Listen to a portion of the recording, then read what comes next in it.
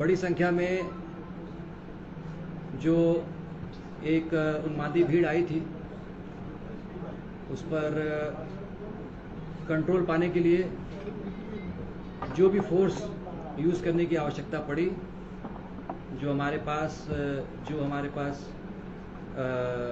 तरीके थे, रिसोर्स थे, वो सारे हम लोगों ने उसको यूज़ किया। इनफैक्ट कुछ दिन पहले से लगातार पेट्रोलिंग किया जा रहा था, वो सब चीज़ें।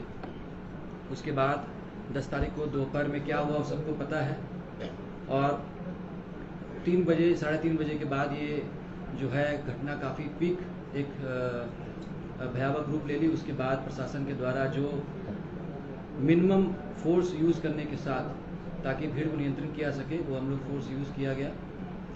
और उसके बाद भीड़ पर काबू पाने के बाद निषेधाज्ञा आदेश 144 CRPC SDM के ऑर्डर से पहले अल्बर्ट एक्का चौक से लेकर सुजाता चौक तक लगाया गया, दोनों तरफ रोड के 500 मीटर तक। उसके बाद कुछ अन्य जगह से भी कुछ सूचना आई। उसके बाद विधि व्यवस्था को कायम रखने के लिए कुल 12 थानों में 144 जारी किया गया 10 तारीख को शाम के 8 बजे से। इसी बीच इंटरनेट सेवा को भी सस्पेंड किया गया 10 तारीख को शाम के 7 बजे से लेकर 11 तारीख के सुबह 6 बजे तक, और उसके बाद फर्दर उसको 11 तारीख को सुबह 6 बजे से लेकर 12 तारीख को सुबह 6 बजे तक एक्सटेंड किया गया।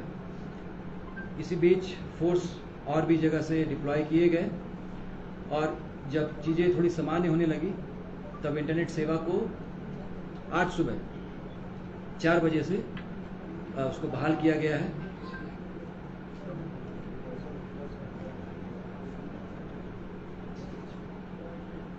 इस पूरे प्रकरण में 2 लोगों की मृत्यु की सूचना प्राप्त हुई है, जिनको उनके परिजनों के उपस्थिति में शांतिपूर्ण तरीके से उनका जो सुपुर्दे खाक कार्यक्रम होता है, जो प्रक्रिया होती है, उसको किया गया है। अभी स्थिति नियंत्रण में है। लगातार जिला प्रशासन के द्वारा निगरानी रखी जा रही है, और कुछ थाने हैं जहां पर लोगों को संशय है कि लोगों को असुविधा हो रही है। तो मैं बताना चाहूँगा कि अभी SDM साहब ने एक ऑर्डर निर्गत किया है, जिसमें Kotwali, Lower Bazar, Hindpiri, Daily Market, Chutia and Doranda, ये 6 थाने के क्षेत्र में अभी भी CRPC के धारा 144 के अंतर्गत निषेधाज्ञा आदेश लागू रहेगा, परंतु दोपहर के 1 बजे से लेकर 5 बजे तक आज इन 6 थानों के जो भी निवासी हैं वो घर से बाहर निकलकर अपने आवश्यक सामग्री को क्रय कर सकते हैं, दुकान पे जा सकते हैं, बट बशर्ते कि उस दुकान पर कभी भी किसी भी स्थिति में 4 से ज़्यादा लोग एकत्रित ना हो। अगर 5 या 5 से ज़्यादा लोग एकत्रित होंगे तो उसको अनलॉफुल असेंबली माना जाएगा। और इस 6 थाना के अलावा बाकी सभी थाना, चाहे वो शहरी हो चाहे ग्रामीण क्षेत्र में, किसी भी तरह का कोई 144 धारा लागू नहीं किया गया है। और मैं सभी रांची वासियों को धन्यवाद देता हूं कि पिछले 1 दिन में जो इंटरनेट सेवा बहाल हुई, सस्पेंड किया गया और लोगों को असुविधा हुई, उसके बाद भी उन लोगों ने जिला प्रशासन को काफ़ी सहयोग दिया और शांति और अमन कायम किया। और हम उम्मीद करते हैं कि आने वाले समय में भी शांति और अमन और चैन ये रांची के पूरे ज़िले में कायम रहेगा। और अब मैं चाहूँगा कि SSP साहब जो हैं कुछ चीज़ें ब्रीफ करेंगे आपको।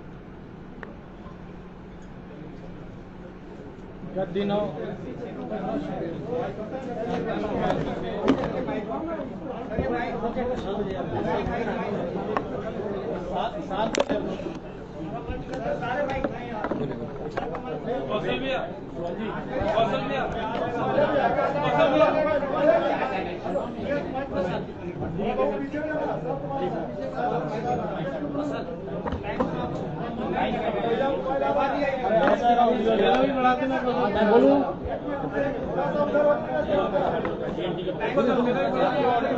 आप लोग शांति बनाए रखें। नहीं आएगा, सबको मिल जाएगा। आप सबको आवाज पहुंचेगा।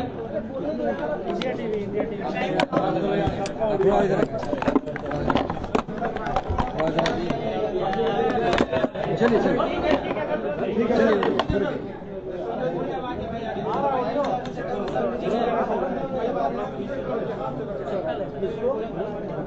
विगत 10 जून को रांची में कुछ असामाजिक और उपद्रवी तत्वों के द्वारा यहाँ की शांति व्यवस्था, आपसी समन्वय को खराब करने की कोशिश की गई थी। प्रोएक्टिव प्रशासन के माध्यम से जो हमारे पास अवेलेबल रिसोर्स और संसाधन थे, डिप्लॉयमेंट था, हम लोगों ने सर्टेन लेवल तक उन लोगों की मंशा को सफल नहीं होने दिया। उसके उपरांत शहर में एक कियोस्क था और स्थिति काफ़ी डरावनी सी प्रतीत हो रही थी। इस संदर्भ में जिला प्रशासन के स्तर से कुछ एहतियात कदम उठाए गए थे। इस संदर्भ में 144 लगाए गए हैं और इंटरनेट सेवाएं भी स्थगित की गई थी, जो कि आज सुबह से फिर प्रारंभ कर दी गई है।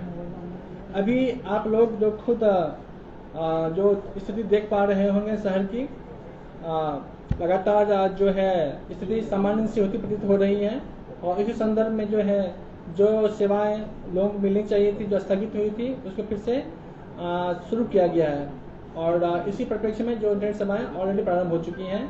आज जिला प्रशासन के जो द्वारा ये निर्णय लिया गया कि जो आम लोगों की थोड़ी सी परेशानियां हो रही हैं, उसको हम लोग कुछ हद तक सर्टेन लेवल तक कम करने की कोशिश करें। तो एक प्रॉपर मीटिंग के बाद हम लोगों ने कुछ पॉकेट में कुछ समय के लिए उन चीज़ों को थोड़ा सा रिलैक्स करने की प्रक्रिया आरंभ कर दी है। आप लोगों को बताना चाहूँगा कि जो स्थिति हुई थी उसके उपरांत जिले में अभी तक कुल मिला के 25 FIR रजिस्टर्ड हो चुके हैं। कुछ मीडिया बंधु हमसे पूछ रहे थे कि कितने FIR हुए हैं, तो जिले में अभी 25 FIR प्रतिबंधित हुए हैं। कुल मिला के 22 लोग जो है नामजद हैं और जो है सैकड़ों अज्ञात पे केस हुआ है। इनफैक्ट इस पूरे मामले की जांच के लिए ऑलरेडी एक SIT फ्रेम किया गया है और वो SIT के साथ हमारा एनालिसिस विंग है, हमारा टेक्निकल विंग है, जो हमारे पास उपलब्ध साक्ष्य हैं, चाहे वो CCTV फुटेज का हो, चाहे वो ड्रोन कैमरा का हो, हमारा कंट्रोल रूम कैमरा की स्थिति हो, मीडिया बंधुओं से जो कुछ आए हैं हमारे पास वो हैं रिकॉर्ड, कुछ साइंटिफिक एविडेंस उठाए गए हैं, CID की तरफ से भी लगातार प्रयास किए जा रहे हैं। तो हम लोगों का काम इन्वेस्टिगेशन स्टार्ट हो गया है। सेम टाइम हम लोगों की सबसे प्राथमिकता थी जिले में अमन चाल दुरुस्त करने के लिए। इस परिप्रेक्ष्य में पुलिस मुख्यालय के द्वारा रांची जिले में 3500 के ऊपर फोर्स दिए गए हैं। इस फोर्स में हमारे रैपिड एक्शन फोर्स जो ट्रेंड होता है, उसके अलावा रैप और ATS, STF, जिला पुलिस के कर्मी और जो हमारे लोकल इनपुट्स के लोग होते हैं वो लोग शामिल हैं। संपूर्ण मामले की बहुत ही अच्छे तरीके से विश्लेषण और उस पर नजर रखी जा रही है, जिसका मॉनिटरिंग रांची जिला से भी हो रहा है और ब्रांच के द्वारा भी की जा रही है। आप लोगों को मैं ये बताना चाहूँगा कि उस पूरी घटना में जो है अभी तक स्थिति के अनुरूप 38 पॉकेट्स को हम लोगों ने वल्नरेबल सेंसिटिव घोषित किया था, जहां पे लगातार दिन रात जो है फोर्स का डिप्लॉयमेंट है। कुछ पार्टिकुलर पॉकेट्स में आप लोगों ने रोड शो, फ्लैग मार्च भी देखा है, ताकि आम जनता का विश्वास प्रशासन पे बना रहे और कॉन्फिडेंस बिल्डिंग्स के तहत जो उपाय लिए जाते हैं वो हम लोग कर रहे हैं। इसके अलावा शहर में लगभग 50 से ऊपर मोटरसाइकिल की जो दस्ते हैं, उसके द्वारा हर गली में, हर सेंसिटिव पॉकेट्स में, मिक्स पॉपुलेशन में पेट्रोलिंग की जा रही है। साथ ही लोगों से वार्ता भी की जा रही है कि आप सब इस शहर के बासिंदे हैं और आप लोगों ने रांची की बेमिसाल इतिहास को कायम रखा है, जो कि शांतिपूर्ण समन्वय कर रहा है। तो साथ ही हम लोग का अपना काम पुलिसिंग, पेट्रोलिंग है। साथ ही कॉन्फिडेंस बिल्डिंग के लिए अच्छे लोगों से, प्रबुद्ध लोगों से, सामाजिक कार्यकर्ताओं से, NGO से, पॉलिटिशियंस से और भी जो हमारे ब्यूरोक्रेट्स के लोग हैं, सिविल सोसाइटी के जो लोग हैं, उनसे लगातार चर्चा की जा रही है ताकि जितनी जल्दी हो सके अमन चैन यहाँ पे इस्टेब्लिश हो जाए। इसके अलावा हमारा जो है कंट्रोल सिस्टम के माध्यम से हम लोग उन सब पॉकेट में, जैसे मैंने कहा कि मोस्टली लोग यहाँ पे अमन चैन पसंद करने वाले हैं और उस दिन की जो बातें थी, उस दिन भी जो यहाँ के प्रबुद्ध लोग थे, जो जानकार हैं, अच्छे संगठन हैं, किसी भी संगठन के द्वारा, किसी भी लोगों के द्वारा इस चीज़ का शायद जो मेरे पास इन्फॉर्मेशन है, जो हम लोगों ने बात किया था, उस संदर्भ में उन लोगों से परामर्श नहीं किया गया था या उनकी अनुमति नहीं ली गई थी। अच्छे लोग, प्रबुद्ध लोग थे, बोलते रहे थे कि ऐसा कोई भी चीज हम लोगों के स्तर से आदेशित नहीं किया गया है। तो वो कौन लोग हैं, वो कौन शरारती लोग हैं, वो कौन से असामाजिक लोग हैं, डायरेक्ट हैं कि इनडायरेक्ट हैं, परोक्ष हैं, प्रत्यक्ष हैं, यहाँ हैं, वहाँ हैं, जहाँ तहाँ हैं, कहीं भी किसी स्वरूप में हैं। हमारा जो इन्वेस्टिगेशन विंग है, जो एनालिसिस विंग है, हम लोग साक्ष्य के आधार पर बात करेंगे और साक्ष्य के आधार पर हम लोग जो भी दोषी होंगे उस पर कठोर से कठोर कार्रवाई सुनिश्चित करेंगे। बट एक चीज मैं आप लोग बात बताना चाहूंगा कि जो निर्दोष लोग हैं उस पर हम लोग कोई भी आंच भी नहीं आने देंगे। इसके अलावा चूंकि अभी इंटरनेट सेवाएं शुरू कर दी गई है, बहुत तरीके से बहुत तरह से मर्मरिंग हो रहा है, सोशल साइट्स का यूज और मिसयूज दोनों होता है। बट इस मंच के माध्यम से, आप सभी के माध्यम से मैं आप लोगों को बोलना चाहूंगा कि हमारे डिस्ट्रिक्ट में डिस्ट्रिक्ट मॉनिटरिंग सेल भी क्रियाशील है।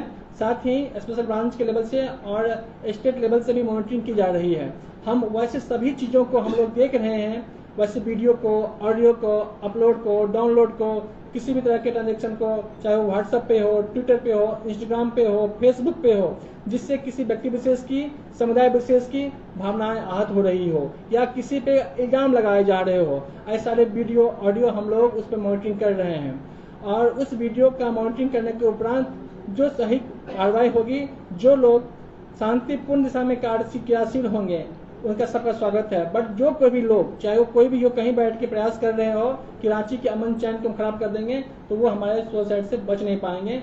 तो वैसे सारे वीडियो ऑडियो कंटेंट्स जिससे कि सामाजिक सद्भाव, व्यक्तिगत और सामाजिक भावना, सामाजिक सद्भाव और एक कह सकते हैं कि जो समुदाय की मान्यताएं हैं प्रभावित होगी, हम लोग उस व्यक्ति के खिलाफ, उसके ट्विटर के खिलाफ, उस एडमिन के खिलाफ भी कठोर से कठोर कार्रवाई करेंगे। अभी बहुत सारे वीडियो ऑडियो जिसमें कुछ आपत्तिजनक बातें, कुछ अफवाह के रूप में जहां तहां उड़ रही थी, हम लोगों ने उस सब वीडियो ऑडियो को भी अपने पास लगाया है और एक स्पेशल टीम के माध्यम से हम उस ऑडियो वीडियो की जांच करवा रहे हैं। वास्तव में ये कुछ सही होगा तो उसके अनुरूप कार्रवाई की जाएगी, लेकिन वीडियो सिर्फ और सिर्फ नफरत, द्वेष, ईर्ष्या, हिंसा को बढ़ाने के लिए किया जा रहा हो तो ऐसे लोगों को हम माफ नहीं करने वाले हैं। तो इस परिप्रेक्ष्य में अभी जो स्थिति है, जैसे कि ऑलरेडी साहब ब्रीफ कर चुके हैं आप लोगों को, हैं कि अभी लोगों की परेशानी को देखते हुए, जो लोगों की डिमांड है और जो शहर की स्थिति थोड़ी बेहतर हो रही है, इस संदर्भ में जो आप लोगों के लेवल से भी मॉनिटरिंग हो रहा है, जो बातें रिपोर्ट आ रही है, एक सर्टेन पॉकेट में सर्टेन टाइम के लिए एक रिलैक्सेशन दिया जा रहा है। सेम टाइम पे हमारे पुलिसिंग के सारे डायमेंशंस खुले हुए हैं, हमारा ट्रैकिंग सिस्टम जारी है, हमारा जो है मतलब एनालिसिस विंग का काम चल रहा है, इन्वेस्टिगेशन चल रहा है, एफआईआर की प्रक्रियाएं चल रही है। और हम लोग आप सभी के माध्यम समस्त रांची वासियों से अनुरोध करेंगे, अपील करेंगे, आपका शहर है, आप इसके वासिंदे हैं, किसी भी तरह के हिंसा से, नफरत से समाज में अमन चैन नहीं आ सकता है। आपसी सौहार्द, आपसी समन्वय, आपसी विश्वास और आपसी पारस्परिक भावनाओं का सम्मान करने से ही समाज बनता है।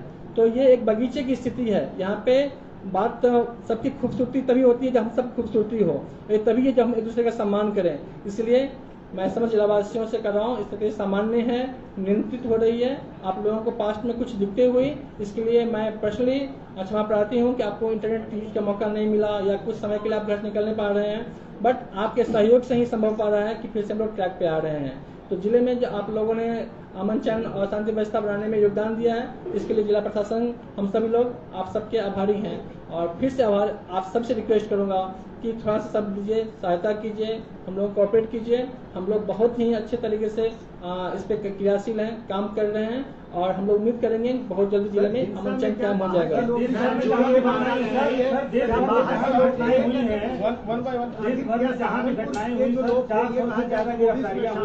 प्लीज एक एक करके जवाब दीजिए, मैं 10 क्वेश्चन लूंगा। सहारनपुर में जो लोग दंगे के मास्टरमाइंड माने जा रहे हैं, कहा जा रहा है उनकी भी इसमें भूमिका थी, जो पोस्टर शायद इससे पूर्व मैं रास्ते पे आपको मैंने ब्रीफ किया था कि हम लोग इन्वेस्टिगेशन कर रहे हैं, इन्वेस्टिगेशन स्टार्ट हुआ है, इन नहीं हुआ है। मैंने आपको ये भी कहा, हम जो कुछ भी कहेंगे या जो कुछ बोलेंगे वो साक्ष्य आधारित होगा।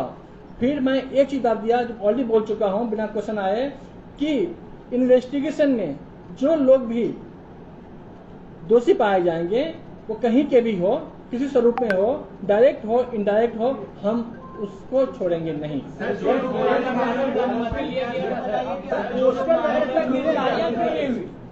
अब 5 तरह से 5 क्वेश्चन आ रहे हैं तो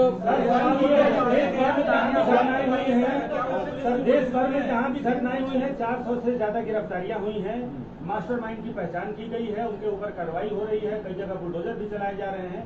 48 घंटे से ज्यादा का वक्त हो चुका है, रांची में एक भी गिरफ्तारी अब तक क्यों नहीं हुई है, पहचान क्यों नहीं हुई है? आप खुद पूछ रहे हैं कि कौन है, कहाँ है, यहाँ है, वहाँ है, जहाँ है, ये सवाल अभी तक सवाल क्यों है? इसलिए क्योंकि हर जो इंसिडेंट है अपने आप में यूनिक इंसिडेंट होता है और यूनिक इंसिडेंट के का जो एक अपना सबका कोर्स ऑफ एक्शन होता है, हम यहाँ के इंसिडेंट की कंपेयर किसी और जगह से तब तक नहीं कर सकते हैं जब तक कि हम यहाँ अपने चीज़ों को देख न लें, एविडेंस कलेक्ट नहीं कर लें। क्योंकि मैं जो बोलूँगा एक रिस्पॉन्सिबल पर्सन के रूप में, एक रिस्पॉन्सिबल मीडिया के रूप में बोलूँगा तो मैं वही बोलूँगा जो मेरे पास फैक्ट होंगे। मैंने फिर से कहा है, यदि किसी और जगह पे यहाँ के अपने हालात थे, यहाँ पे डिफरेंट तरह के इशूज हुए थे, डिफरेंट तरह लॉन्डर हुए थे, यहाँ पे डिफरेंट तरह से इंजरी आए थे सारे ऑफिसर्स को। आपने देखा होगा यदि हम लोग इतने होते हैं तो डीसी ऑन द स्पॉट थे, डीआईजी ऑन द स्पॉट थे, एसएसपी, मैं खुद, हमारे सीटीएसपी, तमाम पदाधिकारी वहाँ स्पॉट पे थे। तो हमारे इंसिडेंट अलग थे और इंसिडेंट से, हमारे हालात अलग थे, हमारी प्राथमिकताएं अलग हैं। बस इन्वेस्टिगेशन में जो मैं आप लोगों को बता चुका हूँ, जो निष्पक्ष इन्वेस्टिगेशन होगा, साक्ष्य आधारित होगा, वो निश्चित रूप से होगा।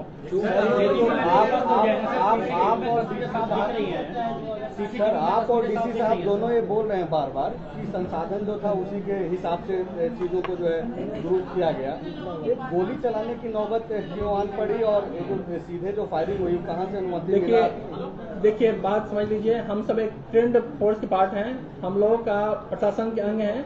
हम सब लोगों को एक प्रॉपर ट्रेनिंग दी जाती है, कब कहाँ किस मोड पे क्या एक्शन लेना है नहीं लेना है, ये हम लोगों का एक जो सिखाई होती है, जो हम लोग नॉर्म्स होती है, जो अंडरस्टैंडिंग है, जो परिस्थितियों का आकलन है, जो एक थर्ड पर्सन रूप में नहीं की जाती है। ठीक है, तो इसका एनालिसिस इंटरप्रिटेशन यहाँ पे बैठ के हम नहीं कर सकते हैं। क्यों कैसी नौबत आ गई, जब इस पे आप समीक्षा करेंगे, आप भी बहुत अच्छे मीडिया में हैं, आपने भी बहुत सारे चीज देखे होंगे, समझे होंगे, जाने होंगे, और हम लोग का एक्शन कितना सही था, कितना लॉजिकल था, कितना जस्टिफाइड था, इस पे अब हम कुछ बोलना मेरा उचित नहीं होगा कि matter is being investigated now.